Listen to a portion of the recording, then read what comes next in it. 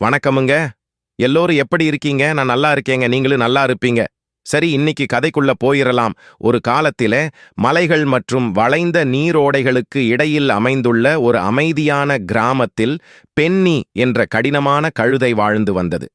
பண்ணையைச் சுற்றியுள்ள பல்வேறு பணிகளில் தனது உரிமையாளரான ஃபார்மர் பிரவுனுக்கு உதவுவதற்கான அவரது அசைக்க முடியாத அர்ப்பணிப்பு மற்றும் விருப்பத்திற்காக பென்னி வெகு தொலைவில் அறியப்பட்டார்.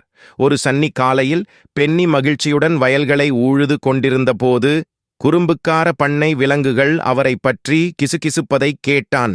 பேசக்கூடிய சேவல், ரெட் ஃபீதர், பென்னி ஏன் இவ்வளவு கடினமாக உழைக்கிறார்?